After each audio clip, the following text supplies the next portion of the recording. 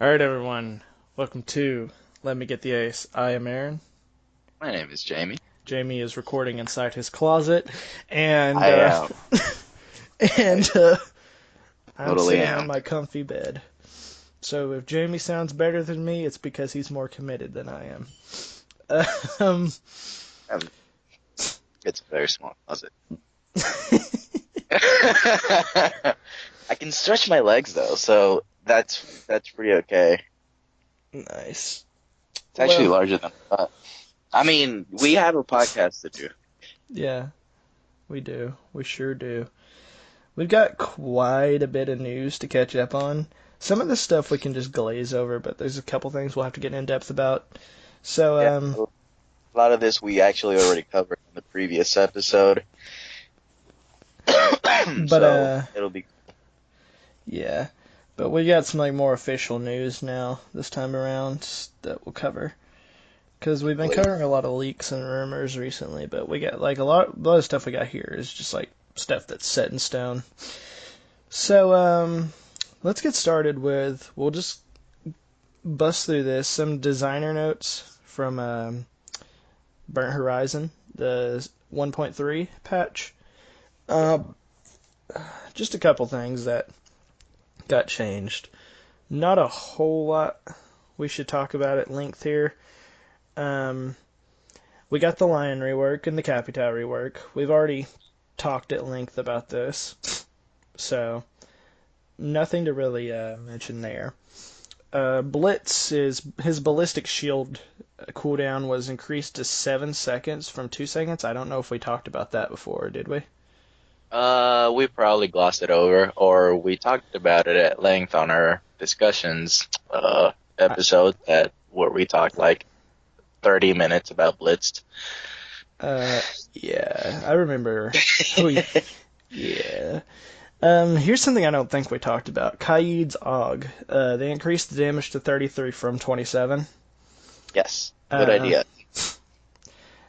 that's a good change. So I don't think we really have to get into that too much. Like it needed to be done. The Yeah, SMG is more viable now. It's a better gun now. It's like it was low tier before. I'd say it's about mid tier where it sits now. Like it's not amazing and it's not horrible. It's just good. it's where the MP5 used to be hmm I'd say it's a little bit above the MP5, but not too much. currently. Because MP5 isn't has the the ACOG MP5 now advantage too. 32? Yeah, which I still believe that the AUG should have an ACOG, but hey, we just can't get everything. His shotgun got 10 bullets taken away. I don't think that's going to make much of a difference in the long No. run, honestly, but it's something they did. Here's something a little bit bigger that we never touched on. Maestro's Evil Eye window now opens halfway when disabled by Yeah. Thatcher's EMPs or Twitch's shock drones. And I've been able to use this to my advantage quite a bit, considering I'm a Twitch main. Uh, this was Oh. I feel bad for the Maestro mains out there, Jacob, but I think it makes sense and it's a welcome change.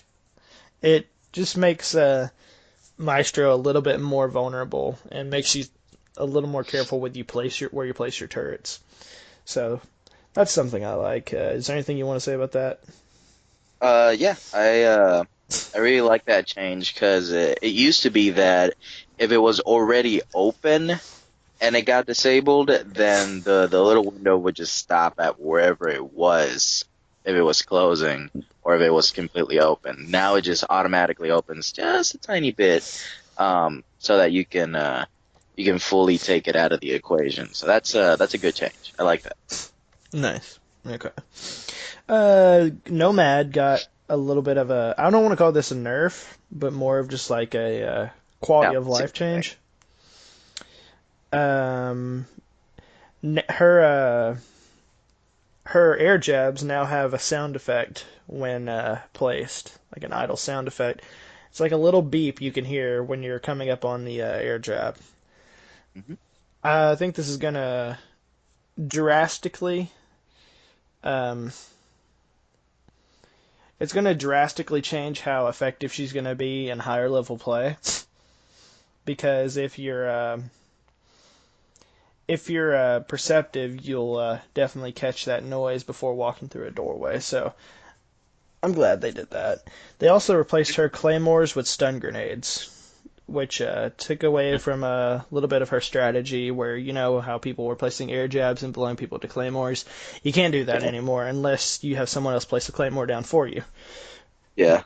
So Um, now air jabs are back to being a team-focused gadget. So that's good, actually. I made it sound like a really bad idea, but no, it's a great idea. It also forces nomads to be a little bit more strategic about their placements, because it used to be that you could just put it pretty much anywhere, and you would still get a detonation off.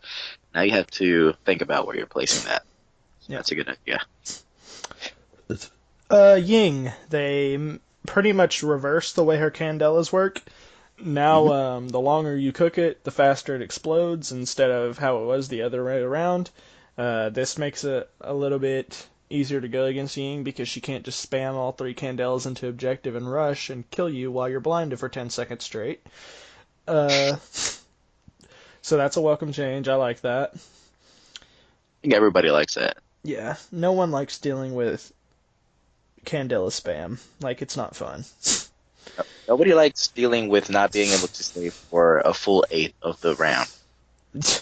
Yeah.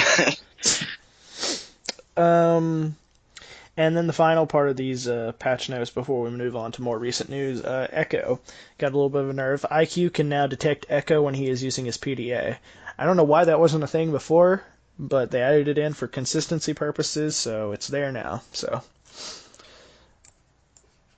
Ekko mains, watch out for IQ. Alright, so now that we've glossed over that, we've gotten out of the Burnt Horizon news, let's move a little more into. Well, we're still in Burnt Horizon news, but we're gonna get into stuff that's a little more relevant to like the past couple weeks. Um, Recently there's been a bit of a glitch meta in Siege, something that in all of my 2 years of playing I've never seen. And it's because three glitches in particular were all discovered right around the same time. One of which was a clash glitch, which allowed her to shoot her gun through her shield. Basically, for everyone else except Clash, it would appear she had her shield up, and when you shot her, you would hit her shield. But on Clash's screen, she has her gun, and she can shoot just like normal. Mhm. The only way to counter this, obviously, is if you have you can get behind her, or if you have well-placed Capital shots. Even then, it's not guaranteed. Or a lot of people were running Ying and Nomad and Blitz to counter her. That worked sort of effectively. But I found the best counters just be getting behind her, really. Yeah, like people were forced to run all of our counters at the same time. I played like I made the bad decision of going back into ranked right around the time these glitches came out, and I lost 3 ranks because of it. Because I played like maybe 5 games in a row where everyone was just running glitches. Speaking of the other glitches that we had going on, there is a deployable shield glitch going on where if a certain sequence of events is followed, we're not going to tell you how to do these glitches, obviously, because we don't want people to replicate stuff on our behalf. Um, if you want to find out how to do it, there's stuff out there. We'll get into that in a second. You probably won't be able to do it, but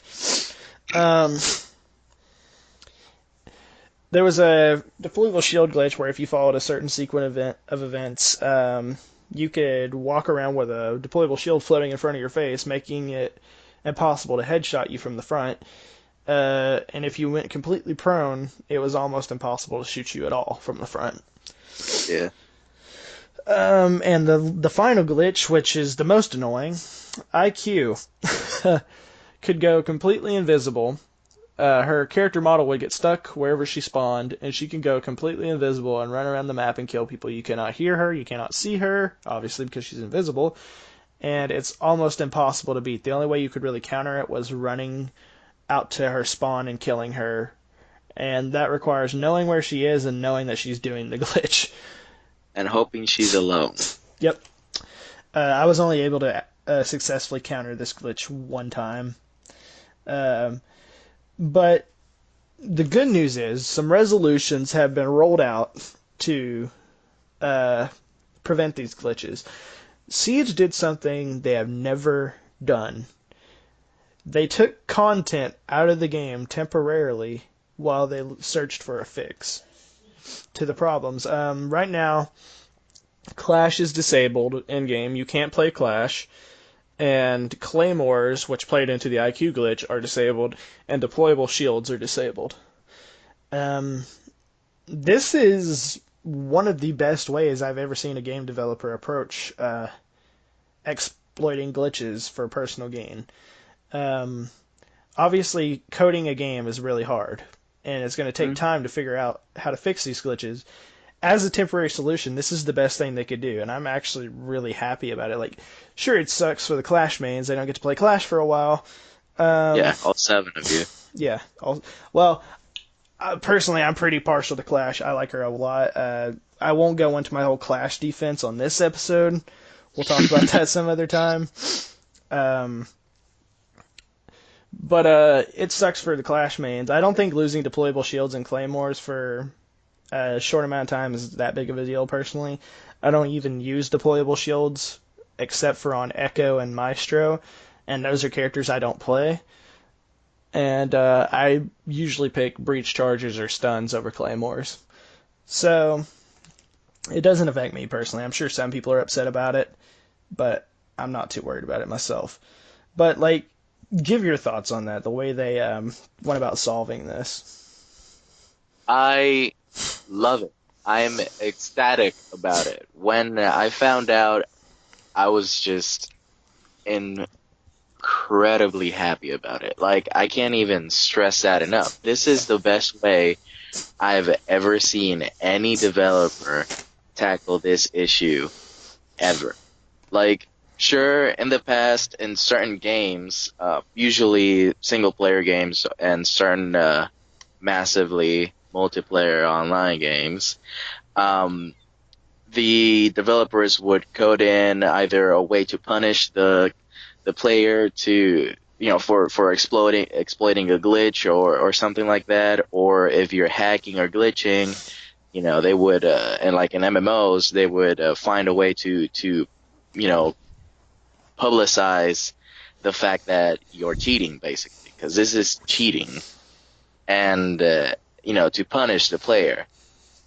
And here they're not trying to punish the player. They're not saying, oh, people are glitching, let's punish only these people, because the punishment would be to punish absolutely everybody.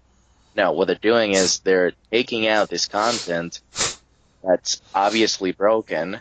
They're saying, hey, we're going to take this out for now. We're going to fix it, and we're going to bring it back. And I can assure you 100% certainty that as soon as this is fixed, they will reward everybody with something like R6 credits or renown or like a special event, something like that.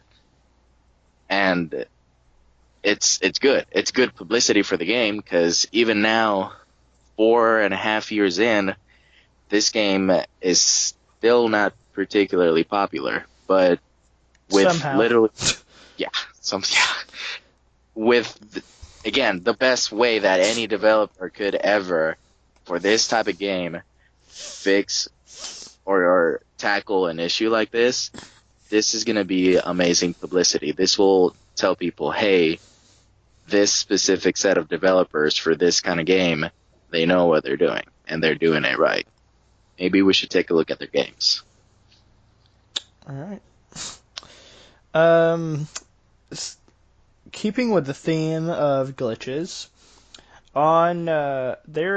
Ubi is offering right now a rewards-based bug reporting system for players, meaning you can sign up for this. You can basically be, for lack of a better term, a bug hunter in Siege. You can play around with the game, try and find these exploits, and just in general problems with the game. Report them to Ubisoft, and their or their bouncing team or whoever it is that works on bugs and glitches and stuff, and you will be rewarded with in-game items, which I think is pretty cool personally. This isn't something I would do because personally I don't have a lot of time to just mess around with the game mechanics and find problems with it. I would rather play the game than do stuff like that. But for the people out there who are interested, that is an option, and you can partake in that now. As far as I know, this is not on console. I think it's a PC only thing, but of course it will overall affect Siege in general on console and on PC. Mm-hmm. Because it'll help more of these bugs get exposed to Ubisoft and they'll get fixed quicker. So it benefits all of us. They're basically outsourcing playtesting, which is not a bad idea because, their playtest team is probably part of other teams, and they most likely don't have the time to do this. Like you said, that they probably just don't have the time to do this themselves. So, granted, this is why they have TTS, they extended the TTS, and now they're actually rewarding people for finding like these big major bugs. Granted, it's probably not going to be something super amazing. Like they're not going to be giving out Black Ice or like the newest skins available possible, but it's still a good gesture. It's still a good thing because now they're rewarding people for. I think you actually get exclusive cosmetics for doing this, like they're exclusive to this program. Even better. Yeah. That's even better. Like I fully encourage it, and like you, I might not do that myself because I'm extremely lazy. But for the ones that are not that lazy, you guys got this. Get out there and make Siege a better place. Yeah. Speaking of a better place, I've had something on my mind recently that I haven't brought up to you or anyone else about Siege that I would like your thoughts on. This is off topic. We were talking about punishing players as far as like the whole glitch exploitation thing. Do you think that Siege should have a karma system? Essentially something like on a more recognizable scale, the salt mines that, or at least that's what I call them, that GTA 5 implemented. If you have really bad karma, like if you go around being an asshole in the game to other people all the time, being toxic, you'll get put into lobbies with other players that are like you. Friday the 13th did something like this too. If you're being toxic in game, and if it piles up enough, you get put into lobbies with other people that are like you.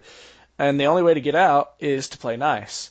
You have to not be an asshole for a certain amount of time, and you get put back into public lobbies. Now, I don't know if you could apply this to I feel like it would be really hard to monitor exactly what is called toxic in Siege, because there's a lot of definitions of toxic. But I think for intentional team killing, this could be yet another solution. What are your thoughts on something like that? Yes, absolutely. I've seen, I've heard many YouTubers talk about this, not just for Siege, but since we're Siege, specifically for this, and like you said, for blatant toxic behavior, team killing, leaving ranked matches during the match, stuff like this. Basically, stuff you could be punished for in game. Exactly. Things like this should elicit a specific punishment if this accrues. Because, like in my case, the apparent blatant disregard that my brain has for the lives of virtual people that are my teammates, with the team killing and people that lag out from games, a lot of this can be accidental. And of course, this sort of thing is tracked anyways, because they have to track your stats somehow, and they have to punish. They have to punish accordingly. But currently, the punishment is not strict enough. You just I'd get banned for say 50 or stuff like that. the most Um, accurate way they could track it and punish you for it, like with a karma system, is if you do it so many times within a certain time frame. exactly. So there has to be a threshold. Like Like if if you you do it have 30 once a team week, kills across like 5 days of playing, there's a good chance a yeah, lot of those were intentional. yeah, that's excessive. Like even for me, which granted mine is a lot, but it's not like 30 times in like 5 matches. You know, Yeah. it's ridiculous. It's Because, impossible, like, but it's if they did ridiculous. this, I feel like they could keep the reverse friendly fire system, but Yeah, also punish those players who are taking advantage of the one intentional team kill they get. exactly. Like every match, someone that's truly toxic will team kill at least once, like with no regard to like who it is. They just pick someone at random. Oh, you're the unlucky one. Bang, headshot, And and there's no then that's punishment it. for that if you kill once per match. But there's obviously a way that they could recognize it's intentional if it's done so much within a certain time frame. Exactly. So once you reach threshold, the servers know, hey, this guy's being an asshole. Um, put him in the asshole pile. And now you're playing with other people that are team killing, and that's all they do. I And imagine this would eventually, make finding a game a lot harder too, which would also make exactly. it would keep people from doing it as much. It would like incentivize people to play nice more. Yeah, because the vast majority of players are not dickheads. Like we all have our They moments, but we're not like constant. right. Like it's ridiculous. But, keeping back on topic, yes, absolutely. Like you said, the salt mines, 100% for it. It would make the game so much better. So, Alrighty. Well, moving on to something a little more relevant. uh, there's a new Rainbow game in talks. We don't really know anything outside of that. That's all we know is there's a new Rainbow Six game in talks. We don't know if it'll be connected to Siege. We don't know if it'll be a standalone thing. There's nothing we know. It's all we know is that Ubisoft is thinking about it. So, my guess is let's brainstorm. What could this be? What could this new Rainbow game be? I'm personally hoping it'll be something like Patriots was going to be. I have no idea what Patriots was. Or, no, Have you heard of Patriots? not a single time. This is the first time, actually. I don't Uh, keep up with times. Patriots is what Siege turned into, or Uh, what turned into Siege. Patriots was a single player game based around you taking on a terrorist group, uh, which is I think it was the same terrorist group that's in Siege, that's in Terrorist Hunt, and the game got canceled because reasons I don't remember why. And this was right around the time that the Tom Clancy name as a whole was turning more towards multiplayer games with like The Division yeah. and Wildlands and now Breakpoint, Division 2. So they wanted to get Rainbow Six in on that, and from that Siege was born. Um, so I'm hoping that if they did do another Rainbow Six game, they would keep that multiplayer aspect, obviously, but do something more along the lines of The Division or Ghost Recon, but just with maybe a more streamlined story. I don't really necessarily think I want an open world game because I don't think that works for Rainbow Six Siege or Yeah. not Siege, but Rainbow Six. Yeah. Um, but like maybe a co-op based story mode game, where you go through multiple scenarios. Hell, even if you wanted to represent Siege, you could have characters from Siege come in and be part of the story too, because obviously there is a story to Siege. They're part of Rainbow. Bring them in if you want. Like it would like if they don't want to make a campaign for Siege, they can make a whole other game with the same characters that's campaign based. Like I think that would be a really good idea personally. Yeah. Like they should just rehash whatever Patriots was Cuz like and build up from that.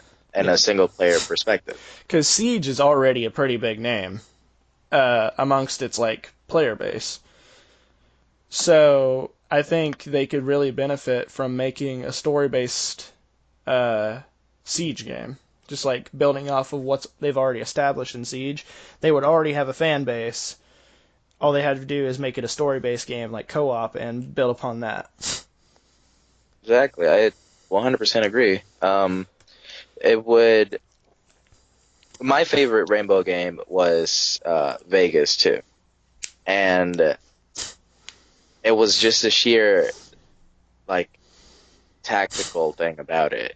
It was, you had your snake cams under that would go under the door. You could tell your team depending on whether they were in aggressive or silent mode. How they would breach a room. They could open the door and throw a frag grenade, or straight up use a breaching charge, or open it and flash, open it and smoke, or just straight up enter the room and kill everything. And that's just one aspect of it. You also had like the different loadouts that you could use, different armors, weapons. You could customize these weapons to some degree, cover system. In short, a bunch of shit. And back then, that was amazing. If you did something built off of that, built off the Siege world, and made it better, this thing would sell amazingly. Yeah, I agree. And I hope that's what they bring. And they could even bring back team camp. If they have like AI teammates for some reason, which would be a terrible idea, but if they do, they could bring back like teammate camera perspective. They had this in Ghost Recon 2, I believe it was, where you could look through your AI teammates' cameras and you could give them orders through that camera. Yeah. But just like imagine like they did it like this, like it's multiple scenarios. You're fighting against the White Mask terrorist group. Like that's the story. And like you have multiple scenarios like you have the Bozak sisters working together on one mission. You have one mission where it's like Smoke, Mute, Sledge, and Thatcher all going in to take out some terrorists. Like I think something like that would be awesome. You could And even have it would some make like it would make every world building. mission feel unique if you did something like that, because obviously you'd be able to use their unique gadgets and weapons and stuff. I think it would be pretty Something cool. something that I would like is, like you said, you could have some scenarios where you have these specific CTUs working together, or just operators from the same CTU working together, and then you also have scenarios where you're free to choose whatever CTU, Yeah. but it would be not relevant. The game would adapt to what's going on. Like the game knows what CTU, what operators you're choosing, and it would recognize what's going on, and it would dialogue, events would change depending on what CTUs and what operators you're using, and who you're not using. Maybe one scenario, the description recommends you a certain set of operators, like say like Ekko, Doc, Maestro, and Jaeger, but you don't choose any of them. and like 6 is like, yo, I recommended these guys for the mission. What are you idiots doing here? Oh, we just thought it would be better because, we're all entry denial and we're trappers. I thought it would be a good idea, maybe. And you have a harder time because of it. The game world reacts to that, and it makes it more difficult because you don't have their recommended operators. I'm not saying that you should get like a huge difficulty spike, but make it a little bit more challenging because you're not choosing the recommended operators. That would be a okay idea for like a challenge mode. I think something interesting they could do that I would like is they could bring in a completely new operator. Or two completely new operators to the game. And then maybe eventually we would see them in Siege. I don't know. Yeah. Build the game around like these two new operators you've got working together. Like you play as those two through the story. You choose who you want to play through, and then your AI teammates can be other Siege operators. Yeah, I agree. Um, and then maybe eventually we'll see those two new operators in Siege in their own season.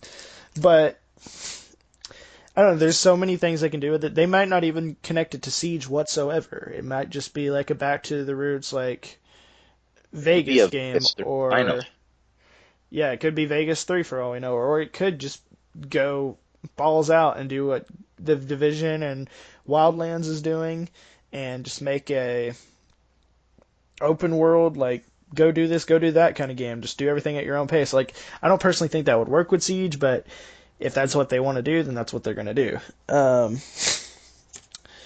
But let's move on to our next um, topic.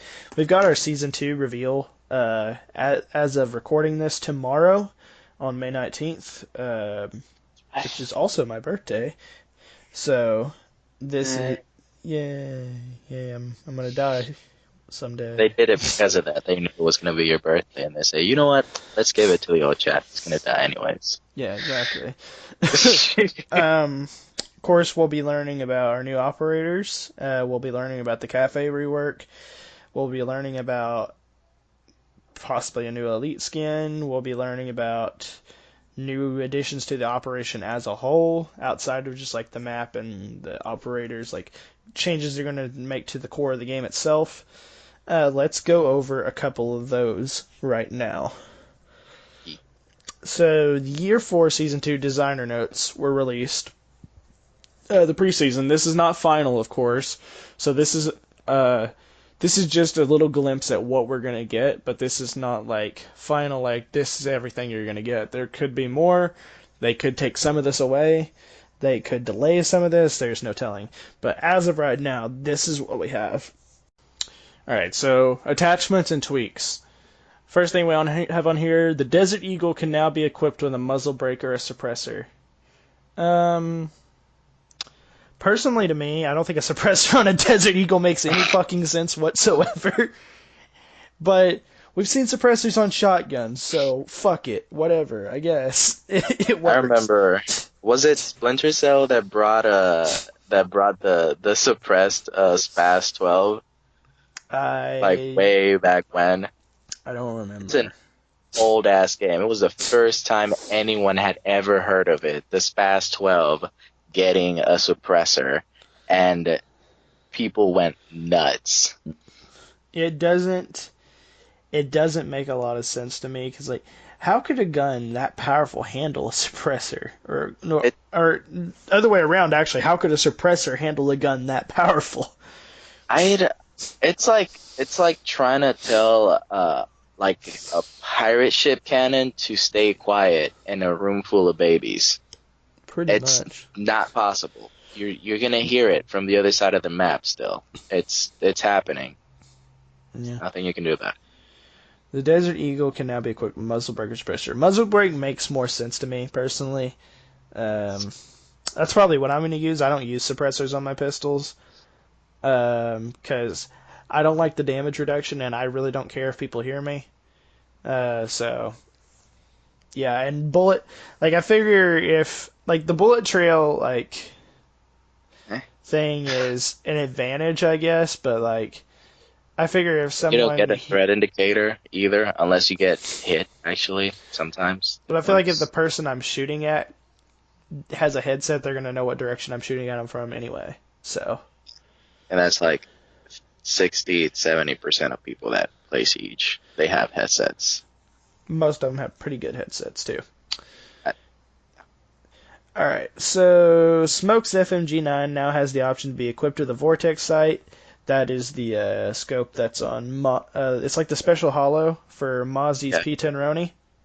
I have no idea why that one specifically. I guess it's cool. I mean, it is cool, but why an Australian one? I mean, I guess it's probably British made, which is cool, I guess. I'm okay with it just because I like hollow sights more than any of the other like close range sights.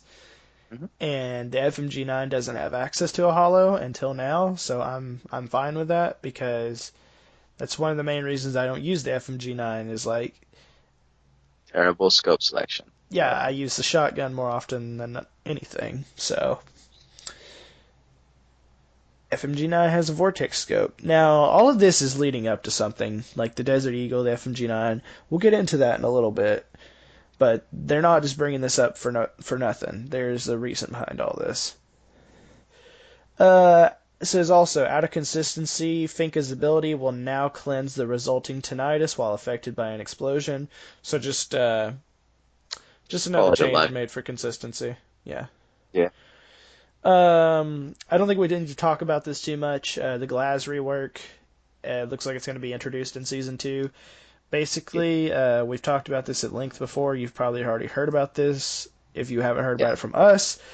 But just to go over really quick, Glaz's thermal vision in his scope will only work if Glaz is standing still. If he starts to move, it will gradually go away. Uh, and that's all you need to know about that. It says they're looking into making Mavericks Torch a little bit louder. That's something they've been talking about since Grim Sky, so we really haven't heard any progress on that, but they're They still keep looking saying into that it. they would have to rework sound in order to make that possible, which sounds like stalling, but at the same time, it probably makes sense I don't have a because problem with Mavericks Torch personally. Like I don't think it's that too quiet. Like I don't know if it's just I'm more perceptive than most people, but usually if Maverick's making a hole, I hear it. yeah, same. Like, and I have terrible fucking hearing. Like, I I don't know if people just want it to sound like an actual flamethrower, which is incredibly loud, uh, incredibly, but no, stop it. It's fine where it is. Like yeah, I don't have a problem with it. Smoke. Okay, let's go over this really quick. This is interesting, and I like this, but let's just talk about it.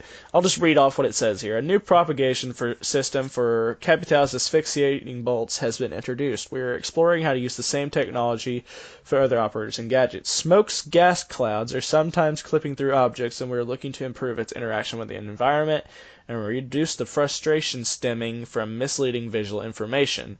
We're also investigating how to adjust the rendering of the gas cloud itself and modifying the damage dealt. Reworking a gadget in this way so as not to affect performance is a difficult and time-consuming task, so we do not have an ETA for when it will be complete. That's interesting. Just like making sure, like smoke's gas itself interacts with the environment around it. Like visually, that would be very impressive, I think. But I don't know how it's going to work out in game. My hope is that it works as it should in real life. Like, let me explain. It's gas. So obviously it needs to conform to its container. Its container originally is a very small can, and once that detonates, its new container is a giant ass hallway that you're trying to walk through. So obviously it should not clip through the wall like Capital's asphyxiation bolts used to. That's basically what this is boiling down to. Also, they are trying to make it so that you can sometimes see through it if your server is, if your side of the server is good, and the other poor sap that actually threw the smoke in hopes of being concealed by it is thinking, I'm safe. Wait, I'm dead. What happened? Yeah, because as of right now, Smoke's gas canister is client side the way it appears. Yeah. Um, So it's good what they're trying to do, but like they say, it's basically they're trying to do the same thing that they did with Capital's bolts, which is good. a little bit unrelated, but can we talk about how fucking unrealistic Smoke is? And Very. It is very, very unrealistic. He His goes completely against the Geneva Convention. It's fucking chemical warfare in a can. Well, A and B, just because it's a small canister and it's a relatively small amount of gas, it doesn't mean that that shit dissipates in like 10 seconds. That would No, spread that stays throughout the there for building and it would years. stick around for years. Yeah, It would be that's like detonating a small nuke. That's the equivalent of nuclear fallout. No, Rainbow, I get what you're trying to do. I appreciate it. I love it. I love breaking the laws of warfare and cruelly killing people. But no, this doesn't work like you're trying to make it work. not to mention like there's like fucking four other operators in the game who have gas masks that are that like just they just didn't do fucking shit for them. Yeah, it's like gas mask. No, that's a coffee filter that Yeah, we pretty tried. much. Okay, budget cut. All right, moving Um, on. Oh, yeah, is there something else this you is want to say? no, just saying like this. It's a good change, and I like it. We might get it for like year 6 at the pace that Siege does things. All right, deployable shields. So we've seen the prototype for the new deployable shields at the Six Invitationals when they showed off like the year 4 reveal. Still no guaranteed time when we're gonna get it, but they've made some changes from what we saw originally. It was a new shield that would fit perfectly in a doorway. That's still the same. But they changed, like, they showed off these little glass slits in the shield itself where you could look through the other side and maybe see attackers coming towards you, but they couldn't see through because it had, like, the same, like, Black Mirror technology that Mira's Black Mirrors have. Yeah. They've changed that to where it's just a normal window on both sides, so attackers can see through, defenders can see through. Boo. Which I'm okay with that. Um, Oh, I think it would be kind of shitty if I think deployable shields would be a little bit overpowered if if defenders could see through and yeah, it's attackers couldn't, fair. because then why would you have Mira? Like that's Mira's job. Yeah, it's a fair thing that they're doing, and I wanted to have OP shields Yeah. soon. Sorry, bud. Maybe later. No, it's a good thing. It's a good thing. I'm happy, sad about that because I honestly did want basically portable mirrors, but no, it's not fair. Like you said, it's kind of overpowered to literally have your portable mirror. It's ridiculous. This gives both sides a chance rather than sitting there hoping that nobody thinks you're there, popping out. Oops, you got shotgun because you didn't know that the guy was like 3 inches away from your shield. Now you can fairly get shot in the face because you chose the wrong time to pop up. Yeah. And finally, on the season 2 notes, ballistic shields. Basically, to sum up this little paragraph here, they're looking into making changes to shields because shields are frustrating to go against, and that's all it says. That's what they've been saying forever. Um, No so change. Thanks, Yubi. We appreciate it. nothing too massive there. So moving on to our season 2 operation itself, we're going to get into a little more juicy stuff here. Operation Phantom Sight. That's the name of our new operation that has been leaked and revealed. We're going to be talking a lot about leaks and a little bit about official information. um, a whole lot of shit has come out about the new operation within like the last, I'd say, 3 days. We've Probably, gotten yeah. We've More. gotten the official trailers for both of the operators, so let's just discuss those really quickly before we get into all the leaked information. Um, the operators look cool. I haven't seen them. You haven't I seen them? haven't seen the. No, this is the first time that I actually have not seen the operator trailers. Um, I have no idea why. I honestly don't know why, because I think both operators are badass, which All is right, weird. guys. We're going to pause the podcast really No, quick well, because yeah, Jamie is going to go watch these trailers. So we will be right back in just a second. with like the hanging there cat that's hanging from like the line, like dun, dun, dun, dun, dun, dun. All right, everyone. Jamie has watched both of the trailers for the new operators. Now, give us your thoughts on them. So, like I literally just said, not 40 seconds ago. I love wardens. So warden, jeez, I'm obviously assuming we're gonna talk about warden a little bit and knock, but warden is your typical secret agent. He's 007 in it up. He is Commissioner Gordon with a license to kill. He is badass, damn it. I love it. It was great. Honestly, I honestly expected him to be a little more generic than they made him.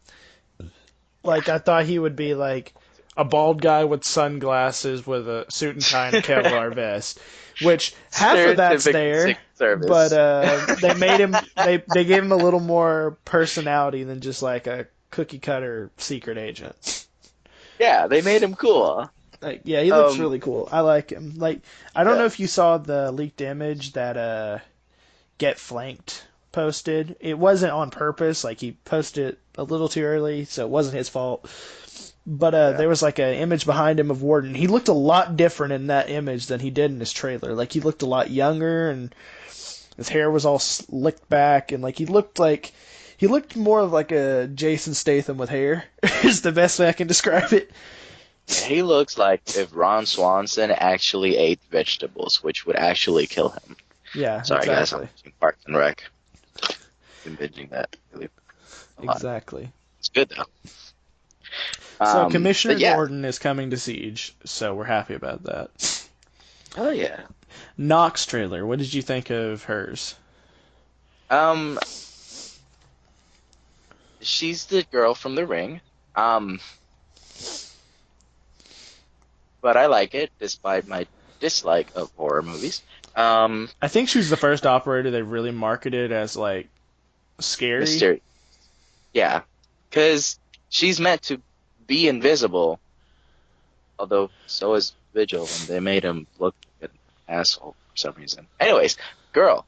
Um, it's cool though. Like I liked her trailer, and it emphasizes what she is. Because the difference between her and Vigil is that Vigil is a nerd, and Nog is a special operations agent, Um, and she's meant to be stealthy. yeah. Vigil just doesn't like people seeing him. So we've kind of went back and forth on this with leaks before and rumors. Like, will she be like Kavera? Will she not? It's been confirmed she is going to have like sort of a silent step ability. But what it said in her operator description is it will erase her ability will erase her image from cameras, and it will make her quieter with exceptions. I don't know what I that mean, means. So I guess we'll find out. Um, just like Kavera and Vigil, her gadget is a timed thing rather than a numbered thing, so she can use it an unlimited amount of times for a certain amount of time each use, and it has a recharge on it. Same thing with Warden. Warden's ability, from what I've been told, is he can passively see through smoke at all times, and he has to activate his gadget to be able to see through flashes. Which makes sense. I find that a little bit odd that he wouldn't activate it for both, but It that's just what I've heard. I mean, he's always wearing the glass. Look, I don't know. I'm trying to justify it. I can't come up with anything. Like, I don't know. It sort of makes sense, but only because it's been explained, and not because it inherently makes sense. Because he's always wearing the glasses. It's not like, oh, maybe he just like flips a filter. No, because that still wouldn't make sense. No, I can't come up with anything. Sorry. This is just what I've heard. We'll see the reveal tomorrow, and we'll see exactly how it works, and maybe it'll make a little bit more sense then when it's explained. But Hopefully. for now, that's what we know. Let's move on to their loadouts, or at least what these leaks say their loadouts are. And I believe it because remember what I said earlier about like the whole changes to the Desert Eagle and the FMG9? Yeah. Nokk is supposed to have both a Deagle and an FMG9. She's also going to have according to the leaks, like none of this is set in stone. This is just the information we have right now. She will have the FMG9 and the suppressed shotgun that Leishan has. I don't know what that's called exactly. On her primaries, and then she will have the Deagle and was it the 5.7 USG? Yes. Yeah, on her secondaries. The problem I have with the loadouts for both of these operators actually is that well, let's talk about Warden's loadout, and then I'll tell you what I was gonna say. Warden's loadout, from what we know right now, is he has the British shotgun and Valkyrie's MPX, and he has the SMG-12 and the P10C Clash's pistol. Now, my problem with the loadouts for both of these operators is, one, we're not getting new weapons, at least from what we know, and two, Bad. like, they didn't get really special weapons, and it's very obvious what weapons people are going to pick. Yeah. Why would you pick the SMG-12, a gun that's impossible? Like, okay, I see people still using it. I don't know how you guys do it. I can't control the fucking thing anymore. It's like impossible to use. I would pick the P10C over that any day. If we're talking SMG-11, that's a little bit of a different story. I would pick that in a heartbeat. But no, I'm going to be using the P10C and the MPX on Warden. I may switch to the British shotgun every now and then, but on Nokk, I'm going to be exclusively using the FMG9 and the Deagle, because why the fuck would I use the 5.7 USG and the suppressed shotgun? I don't like either of those guns. I don't know many people that do. I don't like all 8 weapons that these people. Well, actually, no. I like the British shotgun. In my opinion, it is the best shotgun ever. I will fight you. But I don't have a problem with all the the other MPX, 6 personally. I don't. The MPX is not particularly bad, but it's It's a not mid-tier amazing gun. either. Yeah, it's. I would say it's I don't about know, equal to Legion's SMG. Maybe a little worse. yeah, it's. I don't like those guns. It's my point, and I stand by it. And I would much rather prefer the original loadout that was leaked. These people back. Oh yeah, I would. I wanted the KSG, the Galil, the Scar, the suppressed P90. All of that would have been fucking awesome.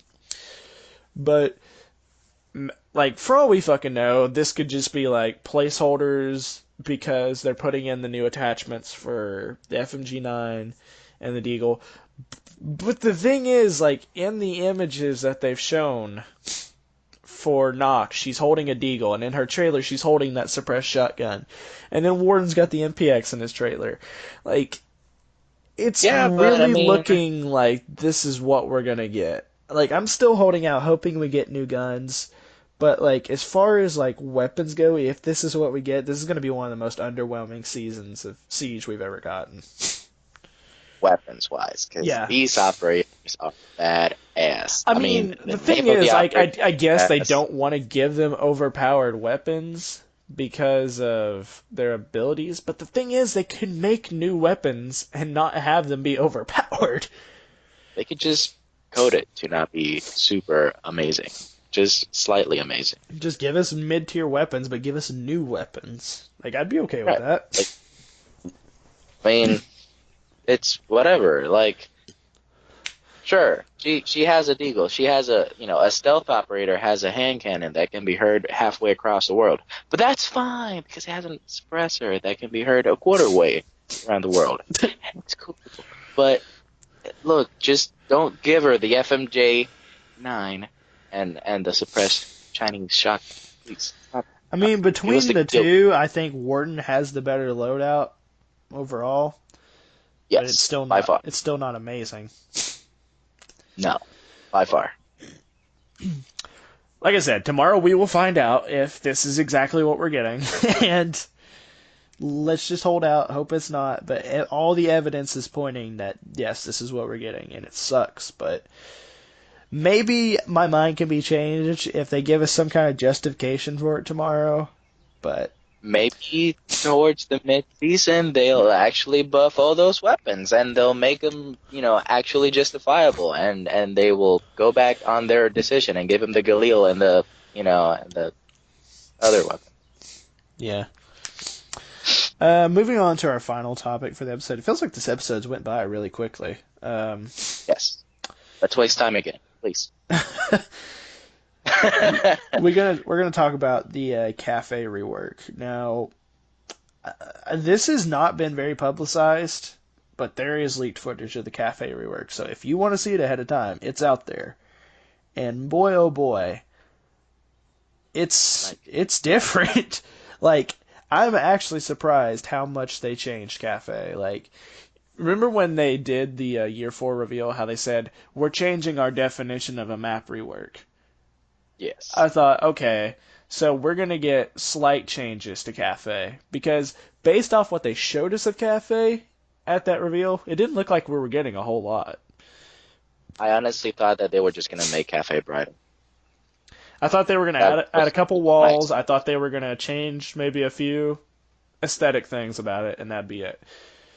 The entire bottom floor of the map and half of the top floor has been completely fucking changed. There's new staircases on the middle floor, or at least they've been changed where they're at. The whole aesthetic of the map, like texture-wise, got an overhaul. It feels like a completely new map for the most part. Like, there's still, obviously, it's not on, like, this is how I'll describe it. It's not as little of a map rework as Clubhouse got, and it's not as big of a map rework as Hereford got. It's somewhere in the middle. It's redefined. And it looks really good, and I really like it, and I can't wait to try it out. It's like the owner of the cafe, Petrov, actually got really good business after the first terrorist attack, and he said, you know what, let's remodel. And they got their tracksuits together, their cigars, and they said, let's remodel this. And then a second terrorist attack came to town. And exactly. we're getting to see it. I'm sorry, Petrov. But as far as like the design of the map overall, how do you feel about it? I love it. Like I said, I honestly actually expected Cafe to just be brighter and have like a few more walls. And I have no idea why I had such a low expectation just to start off. But well, they set the bar really amazing. low. Like, they didn't act like they were going to change that much. After seeing what they did with Cafe, with the little low expectations I had, I'm really, really excited to see what they do with Canal, considering we know it's getting a pretty big overhaul from what we saw. And I'm even more excited to see what they do with Theme Park. Exactly. I was about to say that. Like, let's bring it up a notch. I can't wait to see what they're going to do to Theme Park. Because they literally said that they're just going to make it brighter. So, I can't wait. I honestly can't. If they did this to Cafe and they basically made it sound like they weren't going to do much to it and they did all of this, which granted, in the whole scheme of things, Cafe is somewhat mostly unchanged, but at the same time, it's completely revamped. I'd say they changed a good 50% of the map between like what they did on the top floor, the one or two things they did on the middle floor, and like the complete redesign of the bottom floor. It's amazing. I love it, and I can't wait to play on it next month because I'm on hotspot still. Guys, please. Well, hopefully the update will be a little bit smaller this time. Which it should be, because they said they were going to work towards making smaller file sizes. Yeah, like I can't wait for Canal after this. They actually said they were going to do a whole lot to Canal, like the I underground think tunnel. Canal is going to The be more along the lines of what we got with Hereford, where it's like going to feel like a completely new map for the most part. Yeah, and I'm not opposed to that at all. Plus, that map is ugly, Uh, I think, so I think it really yeah, needs a visual overhaul as well as like a redesign to how the map works itself. yeah, and it looked like it did. Like the exterior looked very different. The interior, what little they showed of it, it also looked completely revamped. I think it's going to look amazing. And once I'm obviously blown away by Canal, because I now refuse to believe otherwise, um, I can't wait for Theme Park. Theme Park is a terrible fucking map, and I hate it I wouldn't say I hate fundamentally. theme park, but I feel like it could be better, and I think like from what they've done to Cafe and what we've seen at Canal, it's promising what they'll do with it. Like Yes, every map can always be made better, I feel like. yeah, So like here's House, take it fucking holding out that we get our house reworks, our yacht reworks, and our favela reworks in year 5. and Tower, And please, Tower. please, Or just take like, Tower out, I don't care. yeah, it's like Do, chuck it do you along with think House. they'll ever Just rework Barlett to put it back into the game? no, no, I don't think so. I I think really they're want just gonna keep it as rotation. I would love to bring I for want them to to bring play it it. back. Like I never I got the chance to play it. I've seen my brother play it, and we've played it on Terrorist Hunt. But I would like to lose to real people on like not just terrorists. Exactly. Um, I kind of get a Barlett feel with the new cafe, like just how like the textures are, and everything. Yeah, Like actually, yeah. visually, the map look like cafe didn't look bad, but it looks better now. So It looked fancy, and now it looks even fancier. If that's somehow possible with Cafe, yeah, um, it looks more because expensive now. yeah, it now I kind of don't want to play in that because I feel that the budget barrier prevents I me feel from like getting into. the way they're doing it now, it's a little more realistic too to how it would be in real life. Um, just because They're there's a little getting bit more going on. Um, but yeah, really excited about the cafe rework. Really excited for the reveal tomorrow to see all the stuff we've already seen and the new elite skin. yes. Because Hopefully pretty they're much everything released, about like the new season's been leaked except for the new elite skin, which which is odd because it's usually the first thing that gets well, not the first, but it's one of the first things that gets leaked. I've seen a trend where like a new skin will get revealed that doesn't get leaked, and then immediately after that, the next skin for that season get leaks. Because Yeah, like a day after Habana was revealed, Bandit got leaked. yeah, pretty much. So this is my hopes. Like, okay, let's talk about elite skins since we're most likely going to see one tomorrow. There's a really good chance we will. We do every season reveal. I'm pretty sure it's a good like it's safe to say we'll see a new elite skin tomorrow. It's Monty. It has to be Monty. It Please has be to Monty. Monty or Smoke. I honestly want Yes. Smoke more than Monty right now, but I want Monty too, like really Yeah, bad. that's you don't play Monty, so that's why you want Smoke more than Monty. I Well, I also don't want play Smoke either, but like I think he really deserves one. he does. I think Smoke and Monty are like for some reason the most underrated French. Yes, French. Sorry, not French. French is Monty only. Smoke and Monty are like the most underrated European operators for some reason because Smoke sees a lot more play than Monty does. But I feel like Smoke for some reason people don't like him, and it's because of the FMG9. Please take that gun out of the game and give him a better weapon. I hate the weapon. I mean, they've already touched on the Japanese and they finished the Navy SEALs. So Buck obviously still needs one because they gave one to Frost, and Ekko Hmm. still needs one. Yes, And then as far as like the other CTUs, Bearing Capital needs they need one because uh, they neither of have them. they haven't dipped into them yet, so I don't know if they're going to. So that's why I didn't mention it. Yeah, I'm hoping yes, that they'll go back and finish up the original CTUs before they go into any more DLC ops. yes. So, That's the hope. Tachanka, Smoke, Castle, and Monty. I still firmly believe that Tachanka should only get an elite once he's reworked. Yeah, I could I like Tachanka's used the to only one accept I that. could say they could hold off on. Like Castle may like you want to talk about fucking Castle for a second? What happened to his rework? We haven't heard about that in forever. Yeah, they mentioned Glass, Capital, Lion, Tachanka, Castle. I already said Castle. Sorry, Thatcher Frost, and Frost. Thatcher, and Frost. They mentioned all those operators. I lost count, so I don't know how many those were. We haven't But they heard about mentioned Tachanka, absolutely all of Castle, them. Frost, and Thatcher in forever. What the fuck's going on there? We only got Cap, Lion, and Glass They out said of out. Dokebi and Ying were looking at reworks, but I don't know I how. think I think the Ying like Candela thing that was their whole idea of the rework, impressive, and riveting. Dokebi's like mute counter and all that shit, like how they made her interactions with mute and like the calls hanging up. I think that was their idea of reworking Dokebi. Which is very disappointing. But that's actually what it is. Um, I really, really want to see Castle getting reworked. And you know how you can make Castle infinitely better? Make his barricade go literally 3 inches lower. That's all they gotta That's do. it. You make Castle 1,000 times better. He is now played in Pro League extensively, and now he gets banned a lot in ranked. Yeah, Castle, That's all you got. Tachanka, like as far as operators that need to rework, those are like the two front runners right now. Give, just give the man more inches.